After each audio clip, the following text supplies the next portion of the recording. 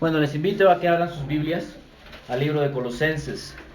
Nosotros estamos predicando expositivamente el libro de Colosenses. Ya hemos terminado con el capítulo 1 y el día de hoy vamos a empezar con el capítulo 2. Para aquellas personas que nos visitan, lo que hacemos cada domingo es predicar expositivamente todos los sermones. Por allá están las hojitas, por favor, no sé si las pueden repartir, las separatas. Y hay lapiceros, los que no tienen lapiceros. Nosotros predicamos expositivamente a través de libros. Tomamos versículo por versículo, lo leemos, lo explicamos y lo aplicamos a la vida del creyente. Y eso es lo que hacemos cada domingo. El día de hoy voy a predicar los versículos del 1 al 5. Los que quieran tomar nota, por favor tómenla. Ahí hay unos lapiceros, los que no tengan.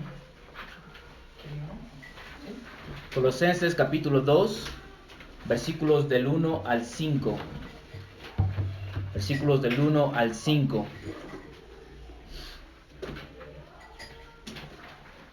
Estamos aprendiendo mucho en este libro. Hemos aprendido en el capítulo 1 mucho acerca de Jesucristo. Y ahora en el capítulo 2, Pablo nos va a hablar acerca del problema que hay en Colosas, en la iglesia en Colosas. Y sabemos que había muchos falsos maestros, muchas falsas enseñanzas. Recordemos, hermanos, que había un sincretismo religioso en esta iglesia, es decir, una mezcla de muchas creencias.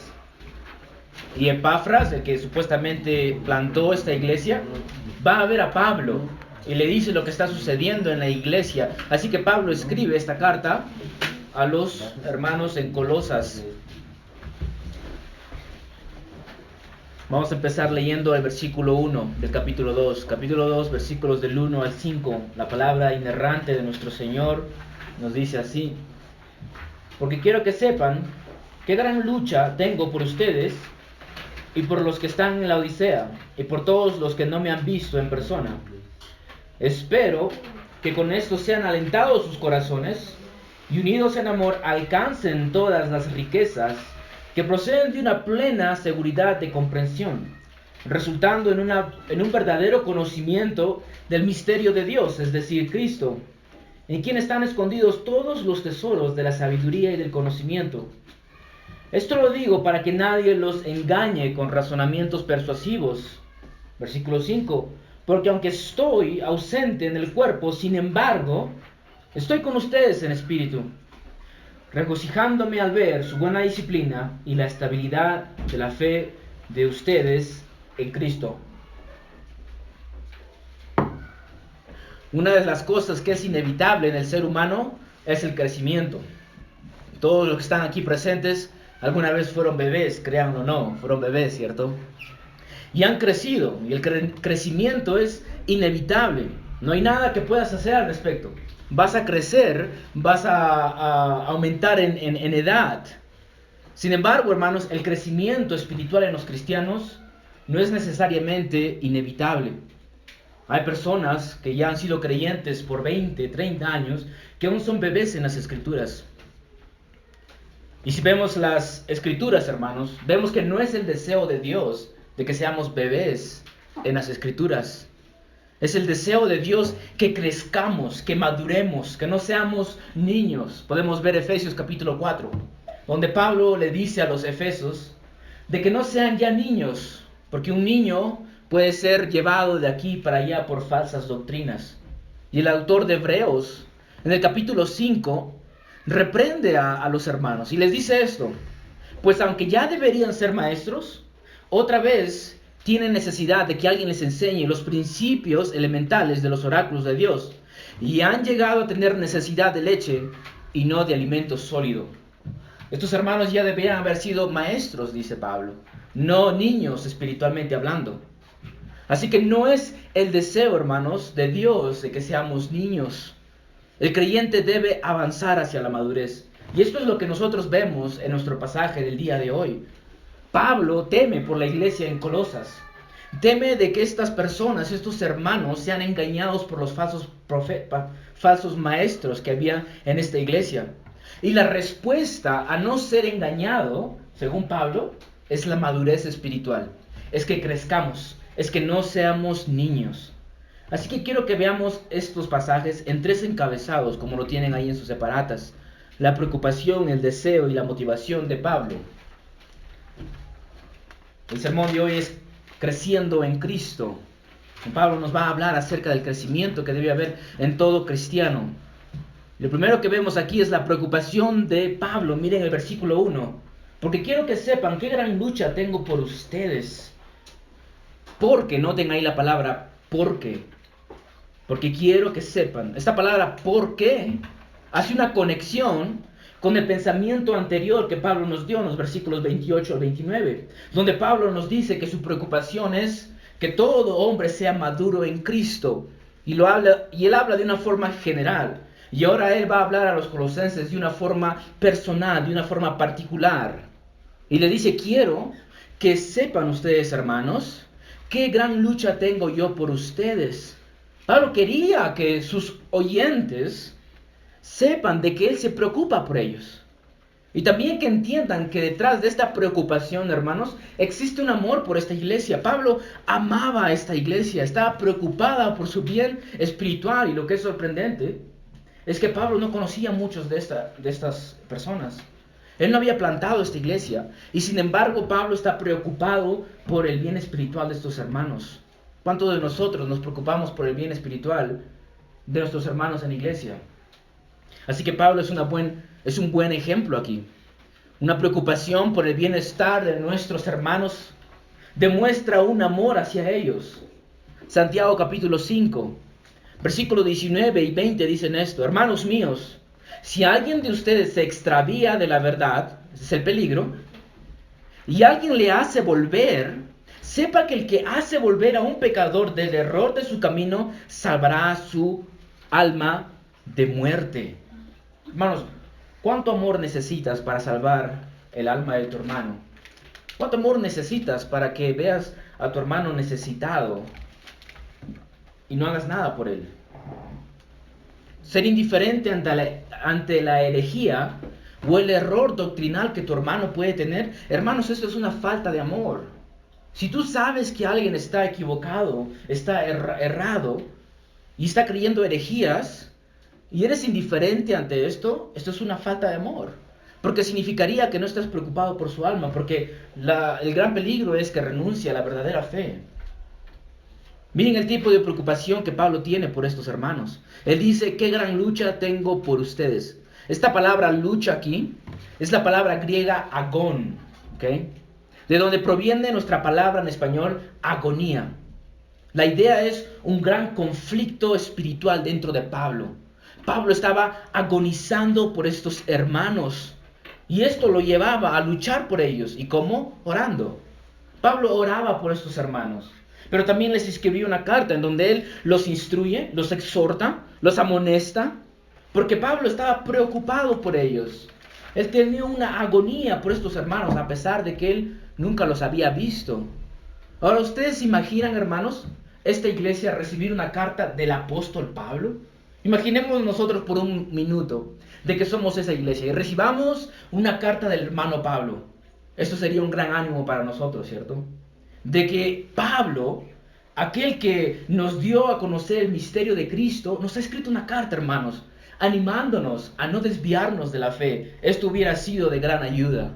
Y mis hermanos, no hay nada más hermoso y consolador que cuando un hermano se preocupa por nuestras almas. Yo he tenido personas así y gracias a Dios aún tengo personas que se preocupan por mí. Esta mañana recibí un mensaje de un hermano allá en Estados Unidos diciéndome, estoy orando por ti, hermano. Así de la nada me mandó un mensaje. Y esto realmente anima. A todos aquí debería animarlos cuando un hermano se preocupa por tu alma. Pablo escribe a los filipenses también y le dice acerca de enviarles a Timoteo. Y esto es lo que dice acerca de Timoteo en Efesios capítulo 2, versículo 20. Pues a nadie más tengo del mismo sentir y que esté sinceramente interesado en el bienestar de ustedes. Timoteo había aprendido de Pablo a interesarse por el bien espiritual de las iglesias, de los hermanos. Así que, hermanos míos, yo los exhorto a ustedes a preocuparse por el bien espiritual de sus hermanos, a luchar por ellos, a orar por ellos. Ahora recordemos de que Pablo estaba en la cárcel cuando escribió esta carta. Y la única forma que podía luchar por esta iglesia era a través de sus oraciones. Miren el capítulo 4, versículo 12. Pablo dice: Epafras, que es uno de ustedes, era miembro de esta iglesia, siervo de Jesucristo, les envía saludos, siempre esforzándose intensamente a favor de ustedes en sus oraciones, para que estén firmes y perfectos y completamente seguros en toda buena voluntad de Dios. Pablo y Epafras oraban encarecidamente por esta iglesia, luchaban, agonizaban para que los hermanos crecieran en la fe. Estos dos hermanos no querían que los hermanos en Colosas sean alejados del Dios verdadero. Y sabemos que las falsas doctrinas estaban amenazando el bienestar espiritual de esta iglesia. Y ellos dice que luchaban, agonizaban. Hermanos, ¿cuántos de nosotros oramos de esta forma por nuestros hermanos? Noten que Pablo no solamente oraba o luchaba por los colosenses, él dice, y por los que están en la Odisea. Había una iglesia en esta ciudad, la Odisea. La iglesia de la Odisea es mencionada en Apocalipsis 3:14, donde nuestro Señor Jesucristo le dice a esta iglesia de que si no se arrepiente, Él los vomitará. Recuerden que esa iglesia era tibia, nos dice. Y el Señor los estaba amenazando de vomitarlos si no se arrepentían. Así que Pablo estaba preocupado también por esta iglesia. Ahora imagínense el cargo espiritual que Pablo tenía. Estar preocupado por estas iglesias, por muchas iglesias, de que sean amenazadas con falsa doctrina. Y no solo por los de la Odisea, dice Pablo, y por todos los que no me han visto en persona. Habían creyentes en Colosas y en la Odisea que nunca habían visto el rostro de Pablo. Y sin embargo, hermanos, Pablo oraba por ellos, luchaba por ellos, agonizaba por ellos. Y yo me pregunto y les pregunto a ustedes, ¿oramos de esta forma por otros creyentes? Oramos, imploramos, luchamos en nuestras oraciones por hermanos que no conocemos, por misioneros que no conocemos. Oramos de esta forma por los creyentes de nuestra iglesia. Realmente agonizamos en nuestras oraciones. Entramos a nuestro cuarto, doblamos nuestras rodillas y realmente agonizamos por nuestros hermanos, miembros de nuestra iglesia. Hay un pastor muy conocido que se llama Mark Dever. Y él decía que el segundo libro más importante del cristiano es la membresía de su iglesia. Y él decía de que todo cristiano debe tener la membresía de su iglesia a un lado cada vez que oraba por los hermanos.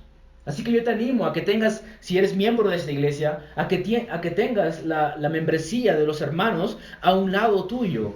Y conozcas a cada uno y ores por cada uno. Que agonices como Pablo lo hacía por los hermanos. Pablo no era indiferente a la necesidad de la iglesia. Y agonizaba por ellos. Hermanos, hay mucho que aprender de nuestro hermano Pablo. Agonizar, orar por nuestros hermanos. Pedir por ellos, que el Señor los guarde del error, que el Señor los crezca en amor. Así que, esta era la preocupación de Pablo. Veamos ahora el encabezado número 2, el deseo de Pablo. Pablo deseaba algo por estos hermanos. Y quiero empezar esto preguntándote, cuando oras por ti, ¿qué es lo que más pides al Señor? Cuando alguien te pregunta, hermano, ¿cómo puedo orar por ti? ¿Qué es lo que más pides? Alguien dijo por ahí que los deseos del creyente son como una radiografía espiritual, porque nos revela la condición de dicho creyente. ¿Qué es lo que más anhelas para ti? ¿Qué es lo que más deseas, que más amas, que más quieres por encima de todas las cosas para ti? ¿Salud? ¿Bienestar? ¿Una vida sin preocupación?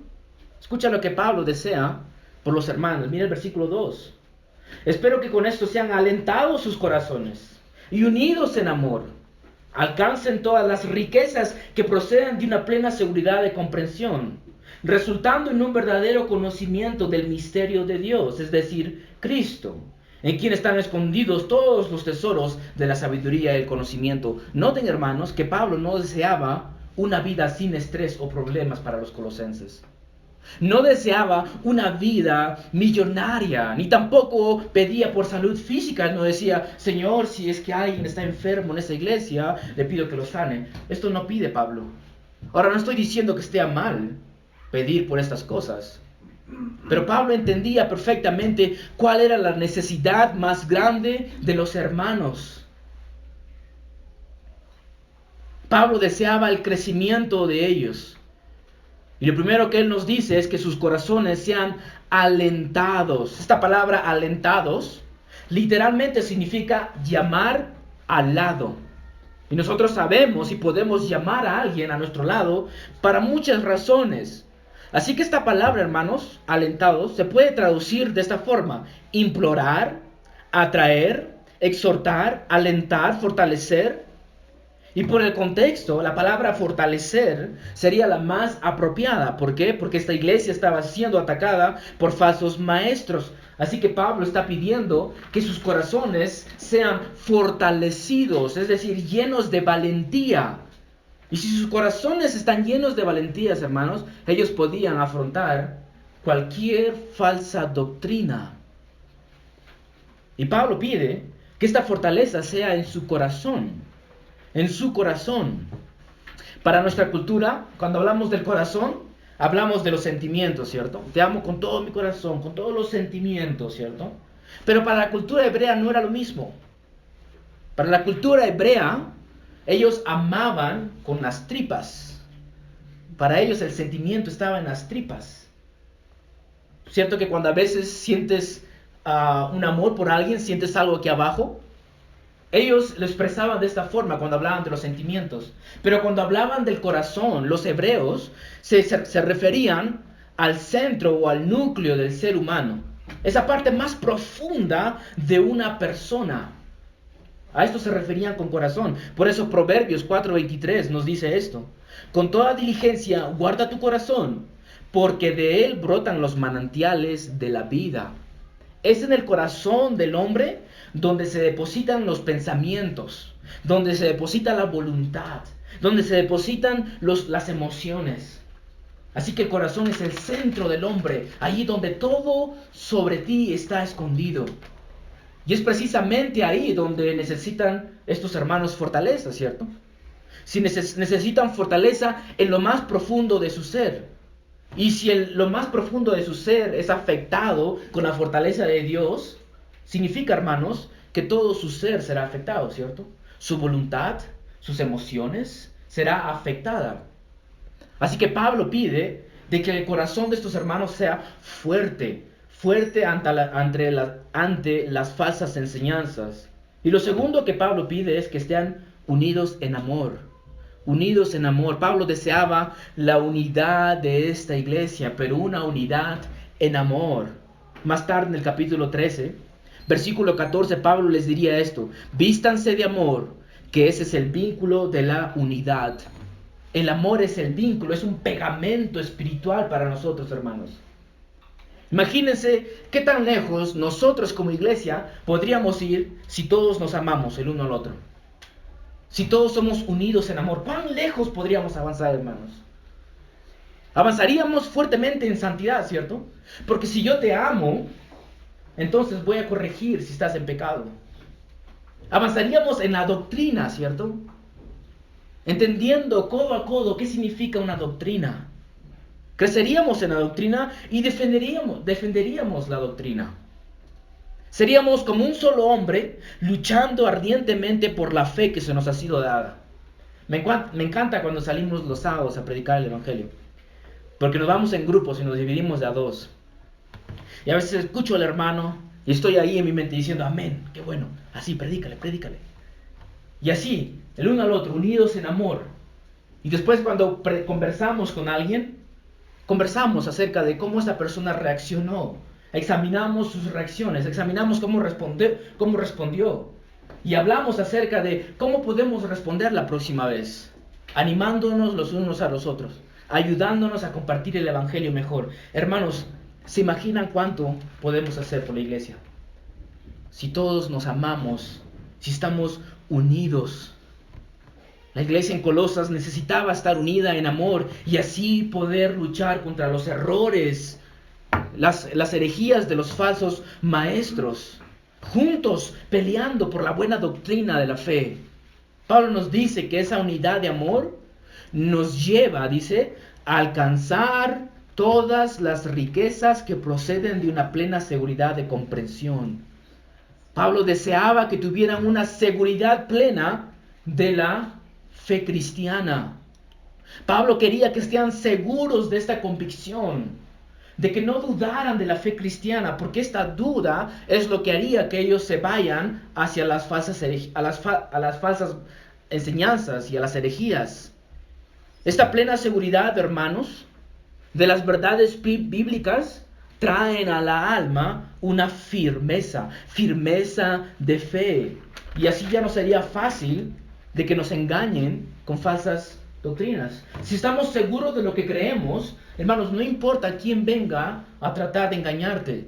Si estás convencido de la fe que tú crees, nadie va a cambiar tu fe. No importa si lees un falso maestro en el internet, o si escuchas un falso maestro en el Parque Pino, o en cualquier otra parte. Si estás seguro de lo que crees, nada ni nadie hará cambiar esta fe que tienes. El creyente que llega a una plena seguridad de comprensión, hermanos, Pablo nos dice en Efesios 4:14, no será sacudido por las olas, llevados de aquí para allá por todo viento de doctrina, por la astucia de los hombres, por las artimañas engañosas del error. El hermano que está pleno o plenamente seguro de lo que cree, hermanos, no va a ser llevado de aquí para allá por diferentes doctrinas. Por eso necesitamos madurar espiritualmente. ¿Te das cuenta del peligro en que estás si permaneces un bebé en las Escrituras? Cualquier persona puede venir y engañarte.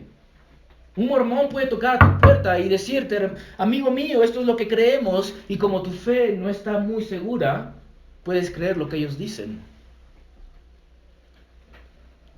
Y Pablo nos dice que este crecimiento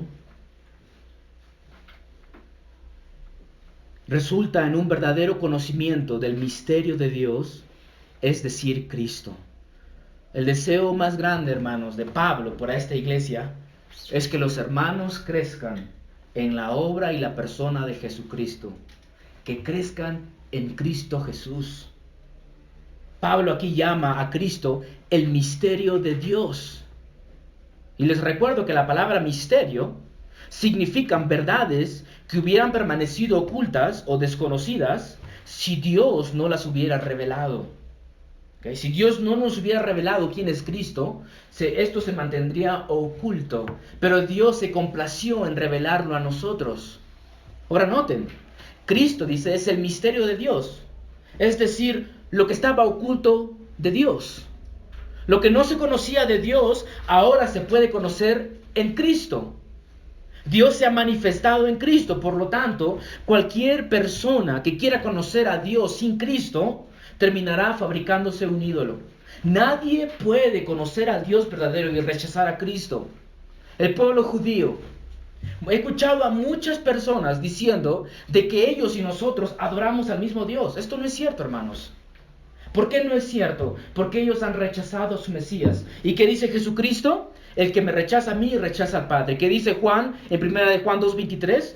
Todo aquel que niega al Hijo, tampoco tiene al Padre. Tú niegas a Jesucristo, tú niegas quién es Él, y tú ya no tienes al verdadero Dios. Y ellos rechazaron a su Mesías, por lo tanto ellos no tienen al verdadero Dios. Porque solamente a Dios se le conoce en la persona y la obra de Cristo. Así que no adoramos al mismo Dios. Ellos tienen un Dios falso, porque han rechazado al único camino. ¿Cómo llegamos al Padre? Jesucristo dice, a través de mí. Yo soy el único camino al Padre. Así que, hermanos, es importante que conozcamos quién es Cristo. Es muy importante. Aquí hay muchos cultos, muchas sectas. Los mormones no adoran al mismo Dios que nosotros adoramos. Los testigos de Jehová no adoran al mismo Dios que adoramos. Los adventistas no adoran al mismo Dios que adoramos. Y ahora esta última herejía, este último grupo que ha venido aquí a Puno, la Madre Dios, ¿cierto? Ellos no adoran al mismo Dios, hermanos. Estos son grupos herejes. Así que es importante conocer a Cristo. Empezando en el capítulo 1, Pablo nos revela grandes verdades acerca de Cristo. Él ya nos habló y hemos visto esto. La divinidad de Cristo, la humanidad de Cristo, su muerte en la cruz, su obra de reconciliación, que Él es nuestra esperanza de gloria. Y hermanos, estas doctrinas son simplemente la superficie de quién es Cristo. Toda persona que ha estudiado quién es Cristo se dará cuenta de que esto solamente son algunas cosas de la persona y la obra de Cristo. Justo había abierto un libro hoy, esta semana, de teología sistemática para ver qué más doctrinas hay de Cristo. Y déjenme mencionarlas algunas, y quizás para ustedes no van a entender a qué se refiere, pero simplemente déjenme mencionar algunas. Por ejemplo, tenemos la obediencia pasiva y activa de Cristo. Tenemos su unión hipostática, tenemos sus tres oficios de profeta, sacerdote y rey. Su obra de mediador, su obra vicaria, su obra de satisfacción, su resurrección, su exaltación, su generación eterna, etcétera, etcétera, etcétera. Hermanos, hay tanto que conocer acerca de quién es Cristo y jamás vamos a poder lograr entenderlo. Él va a ser siempre un misterio. Vamos a entender cosas pequeñas acerca de Él, pero jamás lograremos entender a profundidad quién es nuestro Señor. Así que Pablo, hermanos, no simplemente está deseando que los hermanos conozcan más, porque esto cualquier persona lo puede hacer. Puedo pasarle el libro a mi vecino que no es cristiano y puede leerlo y puede conocer acerca de Jesús. Así que Pablo no simplemente está pidiendo que sepan más cosas, sino que las crean, de que pongan fe en esas cosas. No es lo mismo decir, yo creo que Cristo murió, y decir, yo creo que Cristo murió por mí. Hay una gran diferencia, ¿cierto? Un ateo puede decir, Cristo murió. Es algo histórico, es algo que sucedió. Pero Cristo murió por mí, esto requiere fe, ¿cierto? Entonces no simplemente significa creer conocimiento, hechos históricos, sino lo que implica. Cristo murió, sí, pero ¿esto qué implica? De que murió por el pecador y que te tienes que arrepentir. Y no quiero pasar por alto algo muy importante, hermanos. Pablo dice que este verdadero conocimiento se logra cuando la iglesia está unida en amor. Miren el versículo 2 una vez más. Espero que con esto sean alentados sus corazones, y escuchen esto, y unidos en amor, alcancen todas las riquezas de una plena seguridad de comprensión. Juntos, hermanos, Pablo está diciendo, la forma en que ustedes van a alcanzar este conocimiento pleno es si ustedes permanecen juntos, no separados. No separados, hermanos. Nadie puede crecer espiritualmente estando aislado. Nadie puede crecer espiritualmente si está aislado de la iglesia local. Escucha Proverbios 18:1. El que vive aislado busca su propio deseo. Contra todo consejo se encoleriza. La persona, hermanos, que vive aislado busca su propio deseo. Así que no es bueno estar aislado. Porque una persona aislada solo busca lo suyo. Hace mucha calor, no sé si pueden apagar eso. ¿Sabes cómo apagarlo? Está prendido. Sí. ¿Pueden apagarlo? Está haciendo demasiado calor. Entonces hay un problema cuando estamos aislados, hermanos. Buscamos nuestro propio deseo. Así que tú necesitas a tu hermano para crecer espiritualmente. No puedes crecer espiritualmente solo. Y déjame probártelo. Supongamos que tú quieres estudiar la paciencia de Dios, ¿ok? Y te vas a las Escrituras y buscas cada versículo acerca de la paciencia de Dios. Y sacas libros de tu librería, o de tu biblioteca, y empiezas a estudiar la paciencia de Dios. Y simplemente lo dejas ahí. Lo único que hiciste es crecer en conocimiento, pero no espiritualmente. ¿Sabes cuándo creces espiritualmente? Cuando aplicas esa doctrina a tu vida. Cuando eres paciente con tus hermanos. Cuando estudias el amor de Dios. Puedes leer todos los versículos del amor de Dios. Y si lo dejaste ahí, solamente creció tu cabeza y no creciste espiritualmente. ¿Por qué? Porque no lo has aplicado aún. No has amado a tus hermanos cuando son difíciles de amar. Ahí es cuando creces espiritualmente. Ahí es cuando Dios toma su cincel y empieza a transformarte a la imagen de Cristo. Cuando empiezas a aplicar lo que aprendes a tu vida espiritual. Ahí hay un verdadero crecimiento. Y hermanos, no puedes aplicar lo que aprendes si no tienes una iglesia local, si no tienes hermanos. ¿Te das cuenta? ¿Te das cuenta que solamente dentro de la iglesia puedes realmente crecer espiritualmente? La Biblia nos dice que luchemos ardientemente. Entonces, ¿con quién vas a luchar? ¿Solo?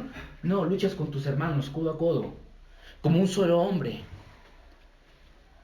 Sin estar unidos, hermanos, nuestra iglesia jamás va a crecer. Efesios capítulo 4, versículos 15 y 16. Escucha lo que dice Pablo. Más bien, al hablar la verdad en amor, escucha esto, crecemos en todos los aspectos en aquel que es la cabeza, es decir, Cristo. Cuando estamos unidos, dice Pablo, todos juntos, crecemos en Cristo, de quien todo el cuerpo, bien ajustado y unido por la cohesión que las coyunturas proveen, conforme al funcionamiento adecuado de cada miembro, produce el crecimiento del cuerpo, es decir, la iglesia, para su propia edificación en amor. Cuando la iglesia está unida en amor, hermano, la iglesia crece en Jesucristo. Es el deseo de Dios de que nosotros crezcamos. Pero hermanos, escúchenme esto. Y lo digo con todo amor. No es suficiente con venir los domingos en la mañana a la iglesia y después de lunes a sábado no sabemos nada de ti. Ahí no hay un crecimiento verdadero, hermanos. Venir a la iglesia los domingos en la mañana no va a hacer simplemente crecerte. Porque vas a escuchar, ¿cierto? Vas a escuchar, estás escuchando, estás creciendo en conocimiento, pero recuerda, tienes que aplicarlo. Y si de lunes a sábado no te reúnes con nadie, con ninguno de tus hermanos, entonces ¿cómo vas a aplicar ese conocimiento? Es simplemente conocimiento. Esto me hace recordar al tío, un familiar de nuestro hermano Joe, y disculpa que mencione esto, Joe, creo que no tendrías problemas. Él tenía un tío que fue al seminario, él, presbiteriano, era pastor, ¿cierto? Y conocía mucho teología, tenía muchos libros, creció bastante, era pastor en la iglesia. Y ahora ya no está en la iglesia, lo echaron. Así que hermanos, tener simplemente un montón de conocimiento en tu cabeza no te asegura de que sigas en el cuerpo de Cristo. Necesitas a la iglesia. No solo se trata de venir los domingos por la mañana y después que nadie sepa de ti por el resto de la semana. No, se trata de estar unidos en amor. Y entiendo de que muchas veces tenemos que trabajar, pero un mensaje de texto no cuesta. No te toma mucho tiempo, ¿cierto? 5 minutos, hermano, ¿qué tal? ¿Cómo estás? ¿Cómo puedo orar por ti? Unidos en amor, hermanos, nosotros vamos a crecer. Las grandes iglesias han crecido porque han estado unidos en amor. Las iglesias en el Nuevo Testamento, cuando ellos empezaron, nos dice que ellos compartían todas las cosas entre ellos. Había un amor verdadero entre ellos, una preocupación por los hermanos. Apoyaban a los pobres entre ellos, entregaban lo que tenían, habían amor y crecieron enormemente. Se dedicaban, hermanos, a amarse los unos a los otros. Así que crezcamos en Cristo. Versículo 3, en quien están escondidos todos los tesoros de la sabiduría y del conocimiento. Hermano mío, no hay verdadero conocimiento o sabiduría espiritual fuera de Cristo. Nunca lo encontrarás. Fuera de Cristo no hay nada espiritual que sirva para tu vida. La palabra escondidos aquí es la palabra griego apokrupos, del cual proviene la palabra apócrifo. Ustedes han escuchado esta palabra, apócrifo. Los falsos maestros utilizaban esta palabra para referirse a sus propios escritos que ellos tenían. Ellos tenían sus propios escritos y era algo secreto este conocimiento. Solo algunos dentro de la iglesia podrían obtener este conocimiento. Así que Pablo utiliza esta misma palabra que a ellos les gustaba utilizar y le dice, no están en tus escritos, están en Cristo. Y cualquier creyente tiene acceso a Él. No solamente un grupito, hermanos. No solo yo tengo acceso al conocimiento de Dios, al conocimiento de Cristo. Cada uno de ustedes aquí, mi garganta se está secando. Cada uno de ustedes aquí tiene acceso a ese conocimiento. No solo los pastores, no solo los misioneros, no solo los diáconos. Cada uno de ustedes aquí, si tienen su fe en Cristo y si solo tienen un día de ser salvos, ustedes tienen acceso a ese mismo conocimiento. No hay conocimiento espiritual, hermanos, para la salvación y santificación fuera de Cristo. No existe. ¿Por qué, hermanos? Porque Cristo es suficiente. Cristo es suficiente. Cristo es suficiente para que crezcas en cualquier área espiritual. Cristo es suficiente para la salvación. Cristo es suficiente para la santificación. Me encanta lo que el comentarista William Hendrickson dice. Él dice esto: ni hombre, ni ángel, ni ninguna otra criatura tiene algo que ofrecer que no pueda ser hallado en Cristo, en un grado infinitamente superior y en una esencia incomparablemente superior. Nadie ni nada tiene que ofrecerte que no sea encontrado en Cristo. Esto es lo que él está diciendo. Nada, hermanos. Todo lo que necesitas para tu salvación y para tu santificación se encuentra en la persona de Cristo. No necesitas la filosofía de este mundo. No necesitas la psicología de este mundo. No necesitas los escritos de hombres que pretenden agregar a la Biblia. Y me refiero a los escritos de José Smith, por ejemplo, uno de ellos. Que supuestamente él se le apareció un ángel y solamente a él le ha dado nueva revelación. Nadie más tiene acceso a esa revelación. Solamente él, dice José Smith. Y se le entregaron placas de oro donde estaba el conocimiento de Dios, dice él. Y a nadie más se le ha dado, solo yo lo tengo. Y él dice que tradujo estas tablas y lo hizo en un libro para la iglesia de hoy. Hermanos, esto es contrario a lo que Pablo dice. Pablo dice que en Cristo están escondidos todo conocimiento. Y es para todos, no solamente es para él, no solamente es para un grupo. Por eso cuando ustedes escuchen a iglesias diciendo: nosotros somos la verdadera iglesia, nosotros somos la verdadera iglesia que tiene este conocimiento, esa iglesia es una secta. Esa iglesia está en contra de Pablo. Porque Pablo dice: este conocimiento lo tienen todo creyente. Hermanos, nosotros no somos la única iglesia verdadera aquí en Puno. No, hermanos. Hay otras iglesias aquí que conocen a Cristo. Nuestra doctrina puede ser diferente. Pero estos hermanos también tienen acceso a esta doctrina. Así que ustedes jamás me escucharán decir que nuestra iglesia es la única verdadera aquí en Puno. No. Ese es un pensamiento sectariano. Eso es erróneo. Tendremos diferentes doctrinas, sí. Pero jamás diremos que solo a nosotros Dios nos ha revelado. Eso es mentira. En Cristo, hermanos, está todo lo que necesitamos. Así que ese es el deseo de Pablo, de que los hermanos crezcan en madurez, que lleguen a conocer más a Cristo, pero todos juntos. Y por último, hermanos, veamos el último encabezado, la motivación de Pablo. ¿Qué es lo que le preocupaba a Pablo?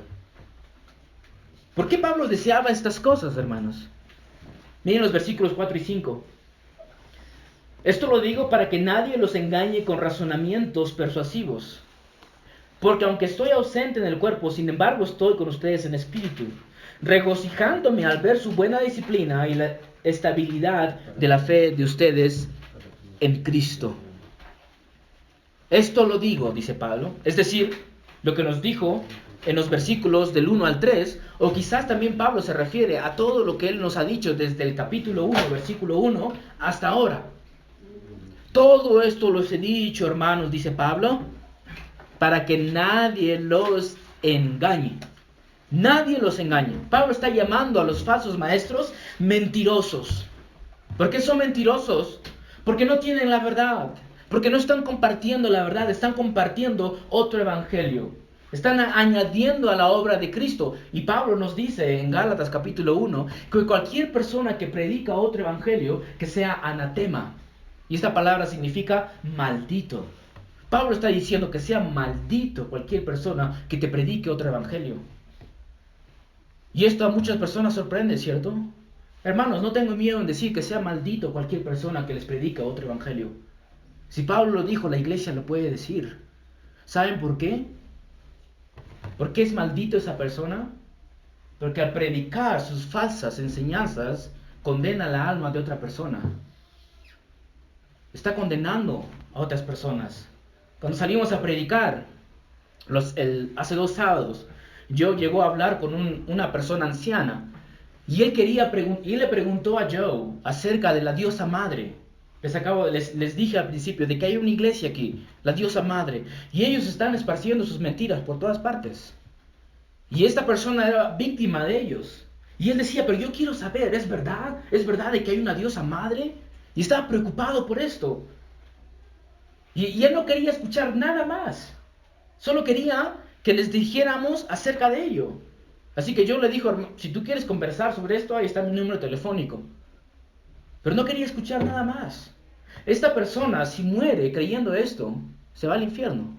Lo culpa de alguien más que lo condenó a creer a eso. ¿Se dan cuenta por qué Pablo dice, maldito cualquier persona que predica otro evangelio? Porque condena la alma de otra persona. Así que Pablo tenía esta preocupación por los hermanos. Y Pablo dice que ellos los engañan con razonamientos persuasivos. Razonamientos persuasivos. Hermanos y amigos míos, todo falso maestro tiene un solo objetivo: persuadirte de su entendimiento.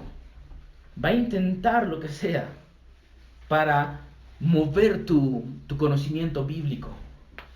Esta palabra, razonamientos persuasivos, es la traducción del griego pitonología. Es una sola palabra en el griego. Pitonología. Este término pertenecía al lenguaje de los tribunales de justicia, indicando el poder persuasivo de los argumentos de los abogados. Los abogados, ¿cierto? ¿Cómo persuaden a los jueces? Un abogado persuasivo puede hacer que un criminal sea más inocente que una blanca paloma, ¿cierto? Ese es el poder persuasivo de un abogado. Pablo dice que los falsos maestros tienen el mismo don, el mismo talento. Persuaden, argumentan contigo. Los falsos maestros pueden hacer que una mentira suene como verdad. ¿Y qué es lo que hacen? Utilizan versículos bíblicos, ¿cierto? Te dicen algo y te quieren mostrar con la misma Biblia que lo que ellos dicen es verdad. Tratan de probar sus argumentos utilizando versículos bíblicos. Pero si nos damos cuenta, hermanos, siempre estos versículos bíblicos están fuera de contextos. Satanás, hermanos, citó versículos bíblicos a Jesús cuando lo tentó. Todos lo sacó de Deuteronomio. Le citó literalmente la Biblia, el mismo Satanás. Y el hecho que alguien te cite la Biblia no significa absolutamente nada. Puede ser Satanás mismo. Pero ¿cuál era el problema con estas citas que Satanás le dio a Jesucristo? Estaban torcidas, sacadas fuera de contexto. Esto es lo que un falso maestro hace hoy en día. Y hablando acerca de este grupo, de la diosa madre, iglesia misionera, algo así se llama. Yo recuerdo cuando la primera vez que tuve interacción con ellos, y me llevaron a Génesis, y ellos me decían, nosotros hemos sido creados a la imagen de Dios, ¿cierto, hermano? Me decía. Le digo, sí, por supuesto. Y me lleva a la Biblia donde ese versículo dice de que Dios los creó a su imagen y semejanza, varón y hembra los creó. Entonces me dice, si fuimos creados a su imagen, y aquí hay una mujer que fue creada, entonces debe de haber una mujer, ¿cierto? Y uno se pone a pensar y dice, claro, tendría sentido, ¿cierto? Si fuimos creados a su imagen, y un hombre y una mujer fueron creadas, entonces debe de haber una mujer, ¿cierto? Y te hacen temblar, y te hacen dudar. Y luego te llevan a Génesis y te dicen, mira, aquí este versículo dice que la novia y el Espíritu Santo dicen a la iglesia, ven, ahí está la novia, ¿te das cuenta? Esta es la esposa, la diosa, dicen ellos. Y te das cuenta que sus versículos están fuera de contextos. Dios creó varón y hembra, ¿para qué? Por lo que dice en el versículo siguiente, para que puedan procrearse, para que puedan procrearse. Los animales tienen 2 sexos. ¿Y fueron los animales creados a la imagen de Dios? Por supuesto que no. Entonces, ¿qué hacen ellos? Sacan versículos fuera de contexto. Y lo que hacen es llevarte de versículo a versículo a versículo a versículo y todo fuera de contexto para probar su punto. Esto es lo que hacen ellos. Son herejes, falsos, mentirosos. Utilizan la Biblia para engañarte. Así que no te dejes engañar, creyente. Crees en Cristo. Dese cuenta, hermanos, que la forma en que podremos luchar y defendernos de estos falsos maestros es conociendo más a Cristo y su Evangelio. ¿Ustedes saben por qué Pablo enfatiza tanto la suficiencia de Cristo en esta carta? ¿Saben por qué lo enfatiza? Porque los falsos maestros, hermanos, no consideran a Cristo suficiente.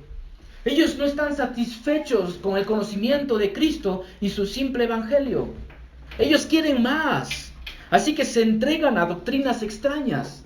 Este es el problema con cualquier falso maestro, con cualquier falsa religión, que no están contentos con Cristo.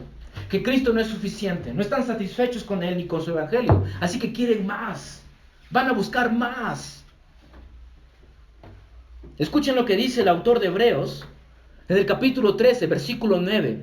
Él les exhorta de esta manera: no se dejen llevar por doctrinas diversas y extrañas. Entonces el autor les exhorta, ¿cierto?, a que no se dejen llevar por doctrinas diversas y extrañas. Pero lo que es interesante es lo que el autor dice en el versículo 8, el versículo anterior. Él dice esto: Jesucristo es el mismo ayer y hoy y por los siglos. No se dejen llevar por falsas doctrinas. ¿Se dan cuenta lo que el autor de Hebreos está haciendo aquí?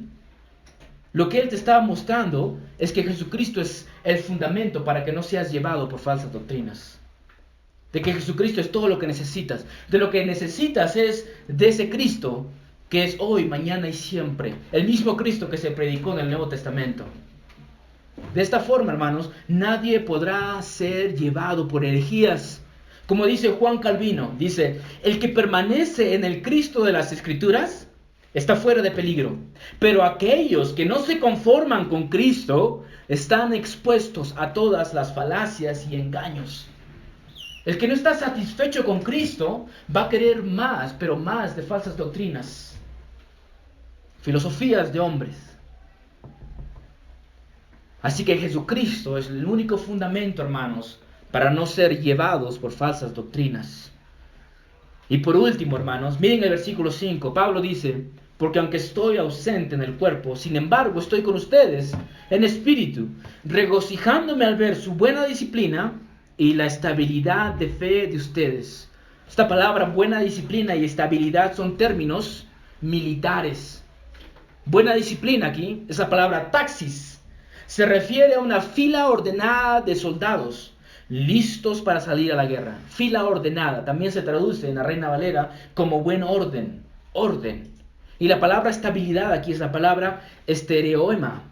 Se refiere a la solidez de una formación de soldados. Entonces, Pablo dice que se regocija por el buen orden y por la solidez de los hermanos. Parece ser que esta iglesia aún no había sido llevada o sucumbida por los falsos maestros, así que Pablo los elogia y les dice: ustedes tienen un buen orden y tienen solidez en la fe. Y hermanos, estos dos elogios para algunas iglesias no son elogios.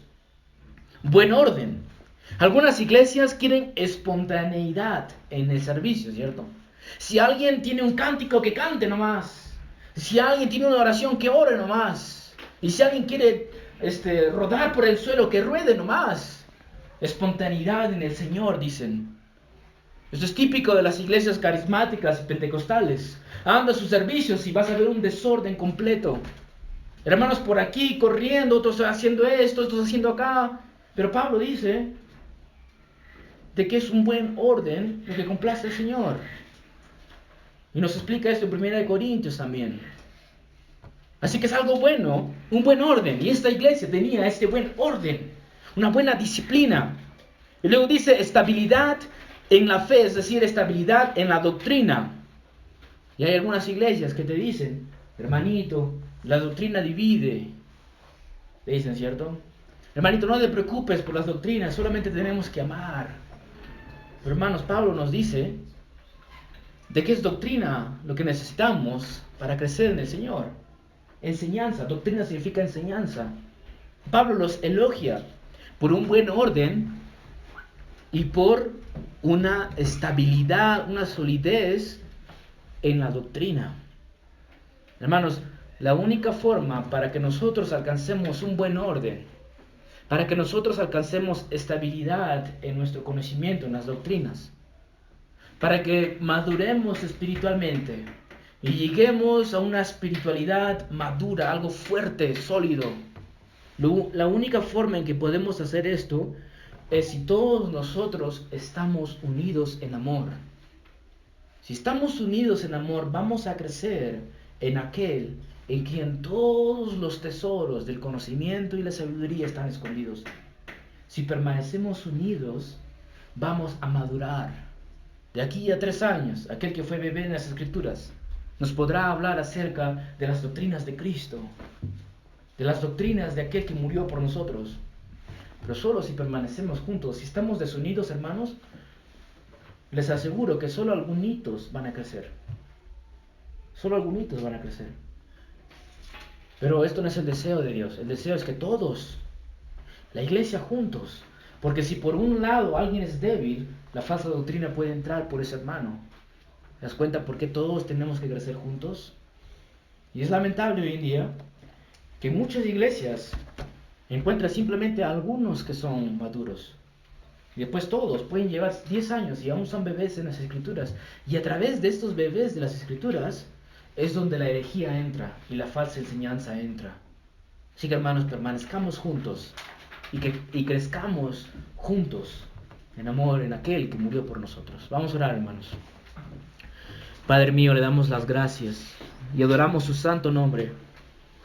Porque es su deseo de que crezcamos, porque es su deseo de que lleguemos a ser maduros en las Escrituras. Es su deseo, Señor, que juntos lleguemos a ser un hombre maduro. Padre Santo, ayúdenos a cada uno de nosotros a poder ayudar a nuestros hermanos que son débiles en la fe, ayudarlos a crecer, a permanecer juntos, a desear, Señor, amarnos los unos a los otros. Ayúdenos a orar por nuestros hermanos, a luchar, a agonizar, a interceder por nuestros hermanos, que crezcan en la cabeza que es Cristo. A Él sea toda la gloria y el poder y la gloria por todos los siglos. Amén.